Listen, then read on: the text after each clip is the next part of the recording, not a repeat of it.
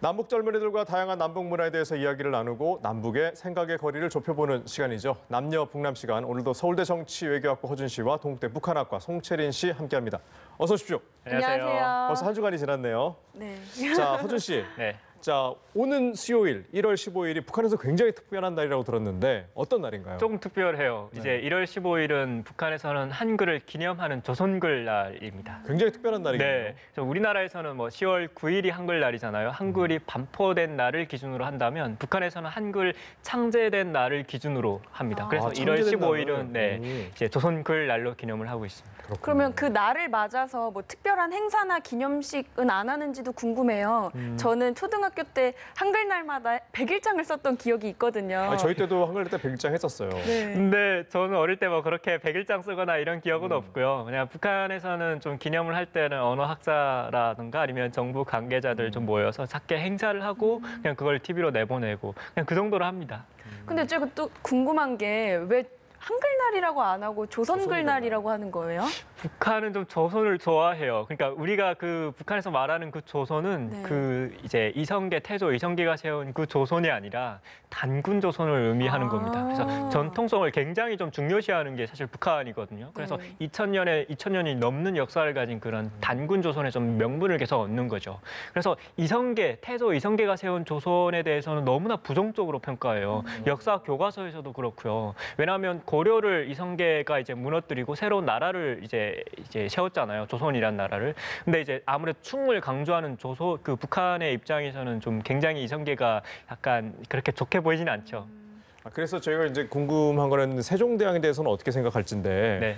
우리 같은 경우에는 이제 세종대왕 하면 이순신 장군과 함께 굉장히 위인으로 취향을 하고 또 우리 광화문 광장에 가면 또 동상도 세워놨잖아요. 네. 근데 북한에서는 그럼 어떻게 바라보는 거예요? 북한에서도 사실 세종대왕님은 업적이 하도 워낙 많이 이루시다 보니까 높이 평가를 하는 편이긴 하지만 근데 뭐 엄청 막 그 역사 교과서에 많은 페이지를 차지하진 않아요. 그냥 몇 페이지 정도 그렇군요. 서술을 하고요. 네. 또 우리 깜짝 놀랐던 거는 우리나라에서는 그 광화문 광장에 세종대왕님 그 동상이 있더라고요. 그럼요. 엄청 크게 네. 세워놨죠. 근데 사실 북한에서는 동상을 아무나 못 세워요. 그냥 그 김씨 일가랑 그리고 그 김일성과 함께 항일혁명 투쟁을 했던 그 사람들 이제만 이제 동상을 세울 수 있고요. 다른 사람은 절대로 못 세워요. 아, 그렇군요. 근데 확실히 허준 씨 그 북한 말이랑 한국말이랑 다른 게 좀 많죠. 조금 말이 많죠. 왜냐하면 북한은 사실 거의 우리나라에는 좀 외래어가 많잖아요. 네. 근데 북한은 순 우리말을 좀 많이 씁니다. 그런 것 같아요. 네, 그래서 제가 너무 많아가 조금 정리를 한번 해왔는데 먼저 첫 번째로 우리가 지난번에도 얘기를 했었지만 그 다이어트라는 말이 있잖아요. 다이어트, 살까기. 아시네요.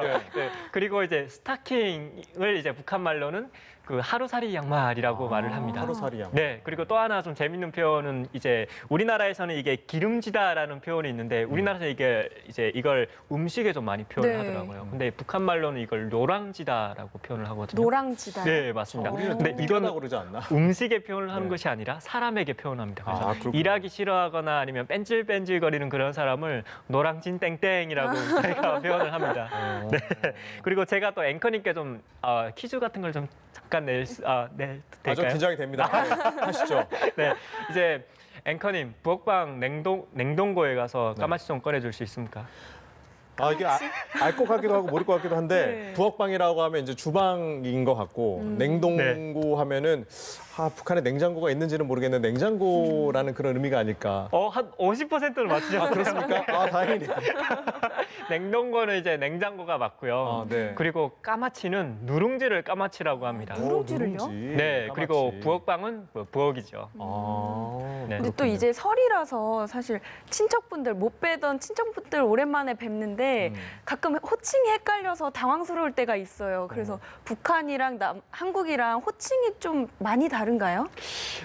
조금 다른 것 같아요. 저는 이제 이모도 있고 고모도 있는데 이제 고모한테는 그냥 고모라고 부르거든요. 네. 근데 이모한테는 이모라고 부르지 않습니다. 그래서 큰 어머니 아니면 약간 그런 식으로 이제 어머니라는 표현을 써서 이렇게 부르는 이모한테는 거죠. 어머니란 표현을 네, 쓰시는 그리고 작은 어머니 같은 경우에는 이제 뭐 삼촌 어머니 뭔가 이런 식으로 표현을 그것도 하고요. 새로운 표현이에요. 네, 그리고 좀 더 재밌는 표현이 있다면 이제 우리나라에서는 장모님 뭐 이런 식으로 표현을 하잖아요. 근데 북한에서는 이제 그렇게 표현을 하지 않고요. 가시어머니 이렇게 표현을 합니다. 가시어머니. 네, 그리고 또 형부 같은 경우에도 형부가 아니라 그냥 아저씨이고요. 아저씨요?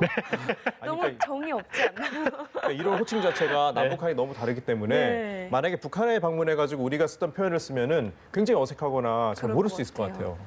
조금 좀 약간 좀 많이 헷갈리죠. 그리고 좀 저는 좀 우리나라에서 많이 헷갈렸던 게 이제 네. 가나다라 이렇게 표현을 하더라고요. 어. 근데 네. 북한에서는 그렇게 표현을 하지 않고요. 기역, 니은 밑에 을을 붙여가지고요. 그느드르 무브스흐 이렇게 표현을 합니다. 아. 또 하나 좀 마트 가서 또 약간 당황스러웠던 거는 이제 쌀 1kg 주세요라고 말을 했더니 그 사장님께서 이해를 못 하시더라고요.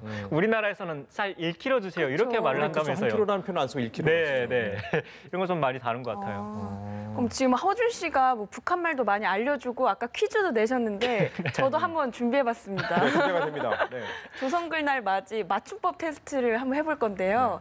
허준 씨가 이제 한국에 온 지 10년이 넘었으니까 맞추실 거라고 믿습니다. 틀리면 어떡하는 거죠? 그럼 첫 번째로 오늘 며칠이야 할 때 며칠은 몇 일일까요? 아니면 며칠일까요? 아, 이건 제가 정확히 알고 있습니다. 몇 일이죠. 지읒 확실한가요? 받침에 이제 뒤로 넘어가니까 네. 이제 츠 발음이 나긴 하지만 네. 몇 일이 맞습니다. 너무 당당하신데 아, 틀렸어요? 틀렸어요. 네, 몇 일이라는 표현은 없는 표현이고요. 며칠이 맞는 표현입니다. 네, 한국 사람들도 많이 틀리는 네, 부분이죠. 저도 헷갈리긴 한데 많이 헷갈리네요. 그럼 두 번째로 어머 이게 웬일이야 할 때 왜는 우애가 맞을까요? 아니면 오애가 맞는 표현일까요?